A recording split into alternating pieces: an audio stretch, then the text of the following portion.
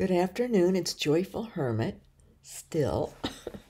And as you can see, I haven't even gotten into my paint shirt nor started to paint the ceiling, but I at least got the roller and the brush out on the foot of the bed. But I got so excited about God and St. Joseph's already helping me get some enthusiasm back. This I had mentioned in this book that I pulled off the shelf, and it's been, I think, since 2013. That's 11 and a half years since I was reading in it. But I noticed where I had this slip from a Social Security office. I remember I was there trying to get my Medicare, since I didn't have any quarters. I couldn't qualify.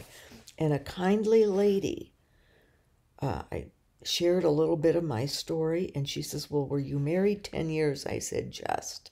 She says, 10 years, there's this law that says if you've been married 10 years and then divorced, but you don't have quarters, but your former husband, she says, get me, I knew his birth date, I knew his address more or less, not exactly, but in the city where he lives, and didn't have his social, obviously, but she found out, she could find all this stuff. And she says, he has so many quarters, but he says, legally, since you were married 10 years, you can at least get Medicare, apply for it based on his quarters. Since I didn't have enough quarters to even qualify for it, even though I was 65. So this was 2013 in April that I was reading this book. I'd had it with me on the ferry going over. And I remember that day I could not find it, the office. I was lost and I was in a lot of pain, which makes me not cognizant enough to do well. And I remember texting my daughter, please help me find this and all. But God helped me find it. God helped me find that office. And that woman had such good news. And oddly, when I'd mentioned that morning that maybe I could even get in something connected with the ex-husband, my daughter says, no, you can't. She was like very protective of her dad, that I couldn't have any benefit from having been married. So that stunned me because she'd never been like that before. But that too was good. It was God letting me know that he is their father, and they love their father no matter what. And that's better than having people hate their fathers or dislike their fathers. Or parent, either one. So that was a good reminder to me. But this woman found the information. I was able to get on Medicare, even though I have to pay for it myself. I have to pay all that money out every 3 months. I'm so grateful because for all the surgeries I've had to have. And it was right after I got the Medicare, within 3 weeks of my turning 65 in May, on Mother's Day, I got a echinacea plant splinter from a stem deep into my thumb knuckle, and I couldn't get it out, and I got septic poisoning from it, and I was able to get to the ER, get on the ferry and get to the ER by send a photo of my thumb to a friend who has a daughter who's a nurse, and she said, my daughter says get to ER immediately, because my thumb had blown up and was red, and I was starting to get streaks up my arm, but I thought that red streaks would be brighter, but they're not. They're faint when you get them. At least they were with me. So, and there happened to be a hand surgeon in the ER when I arrived, and he thought he was going to have to admit me, but he dug and dug and dug. He says he didn't think he could get it out, but I started praying, asking my guardian angel to help him get that splinter out. and it was over a half-inch long in there, and it had caused septic poisoning. But they put me on an IV. I had 2 rounds of antibiotics. I was able to go home, and I was all on a splint and all bandaged up because he had to dig around a lot in that joint. But praise God, what an eventful day. And it was the first of many situations in which I needed Medicare because I had coverage. I would have been totally wiped out and then some. So this was where I stopped on the day, not of the poisoning, but of the going to the Social Security office and having that woman go the extra mile to check on things so that I could get Medicare. There is such goodness in the world. And it's easy to think, of when we're contemplatives or hermits and we are all for God, and God desires us to be removed from the temporal. And that there are troubles that come with the temporal world when we are in a mode of having to interface with the temporal. There can be the good, there can be the bad. But remember the good. And we can have one good deed done us amidst 20 awful.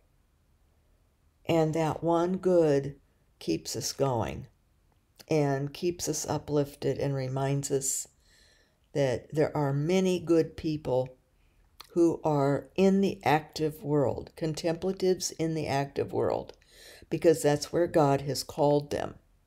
And by their situations, they are there working.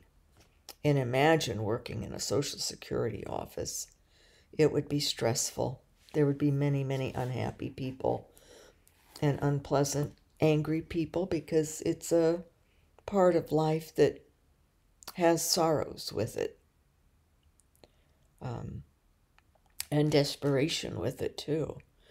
And God had blessed me those years that I didn't have to be hospitalized in those years. From when I lost my insurance after the accident, after I lost my career. And then I was uninsurable because of my back. So all those years, and then finally when I was 65, so that was, 31 years, I didn't have insurance. So, God is real. God is real. And He's active in our lives. And this is what got me excited. Because I mentioned in a previous video that I had stopped reading in Pseudo-Macarius's called The Great Letter that he wrote. Back in the 4th century, they think he lived. I did some research on him later.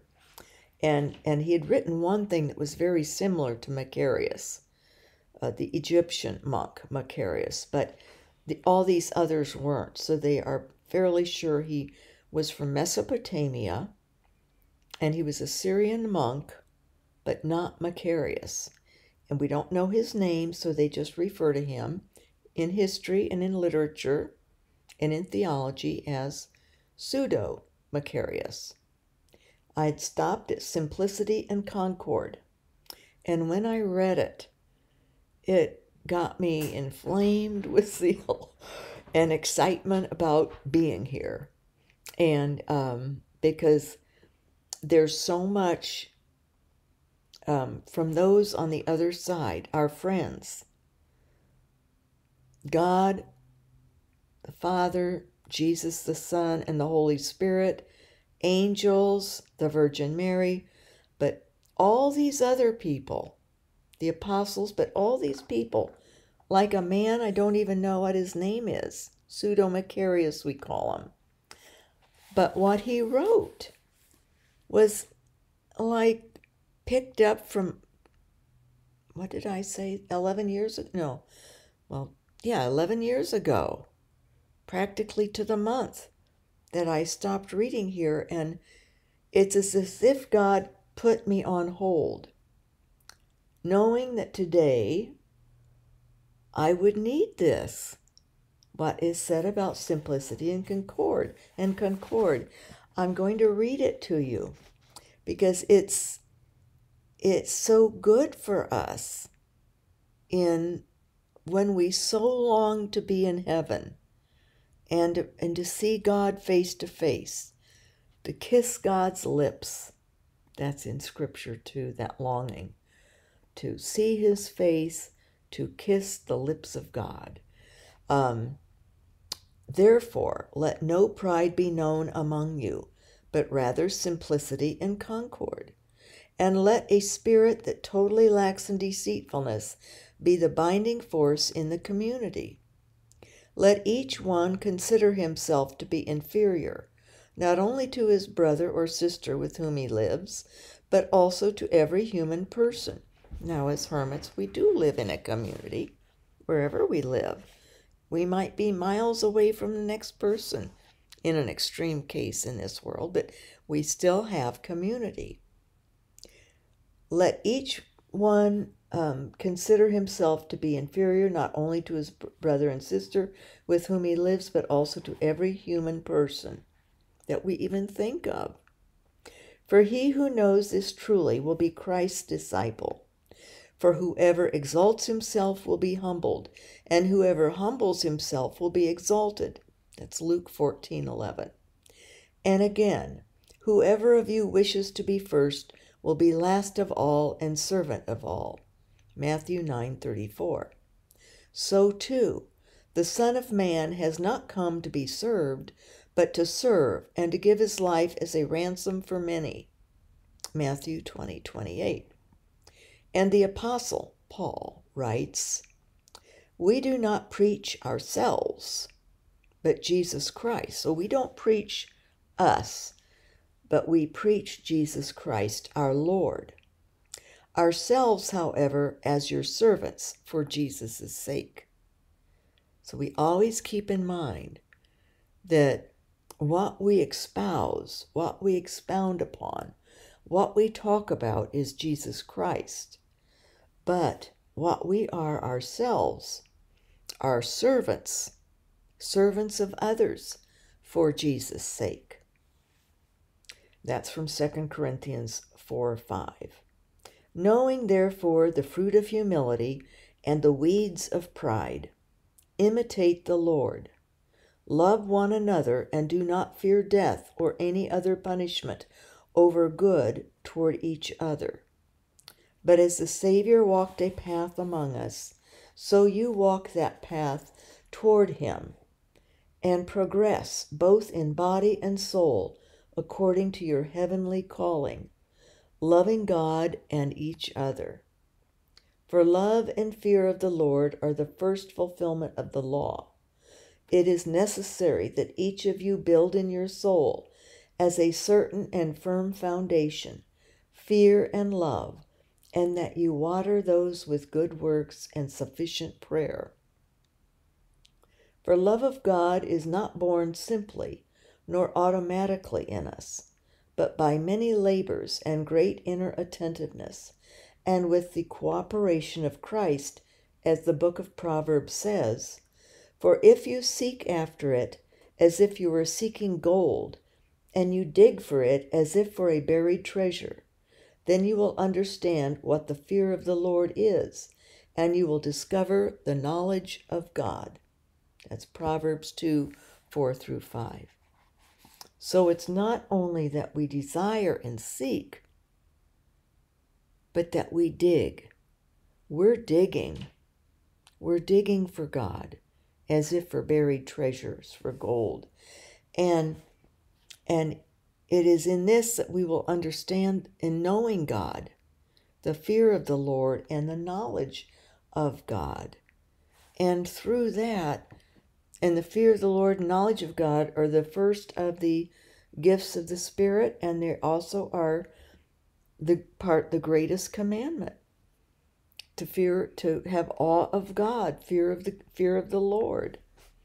So this is how we come to love God, is by knowing him. And so I'm even having now a better impetus for doing my manual labor, painting this ceiling, and of course with my bad neck. There's reasons why I am struggling with it. There's physical reasons. It's not easy, and I'm tired. I would prefer just reading or praying or having the thrills that God provides through what was no coincidence about this book.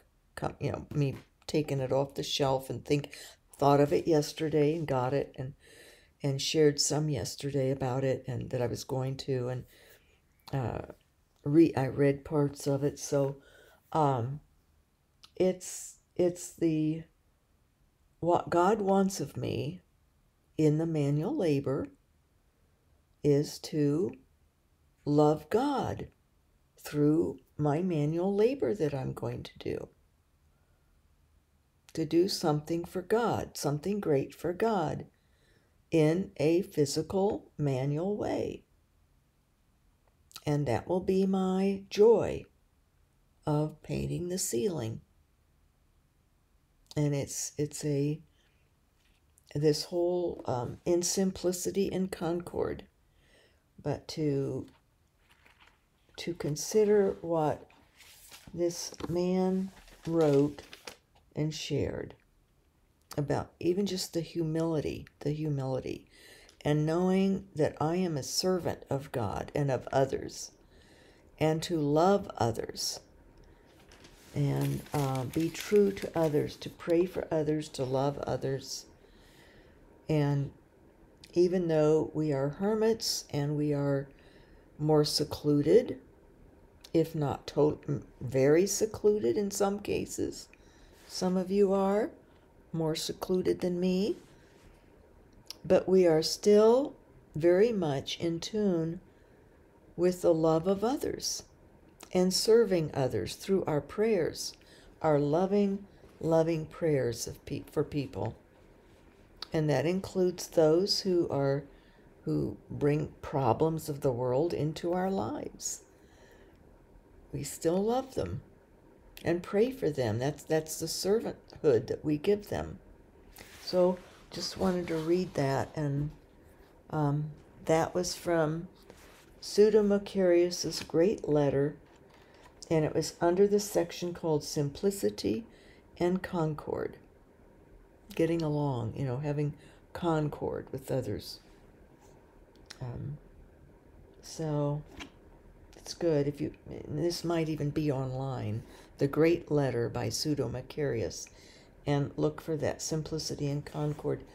And there's other little titles here that I never finished, but Loving God and Neighbor, Virtues Interlinked, Work of the Holy Spirit, Unceasing Prayer, Fruit of True Prayer, Indwelling Spirit, Spiritual Harvest, How to Suffer Persecutions, God Wills to Save All, A Will Toward God, Our Will Toward God.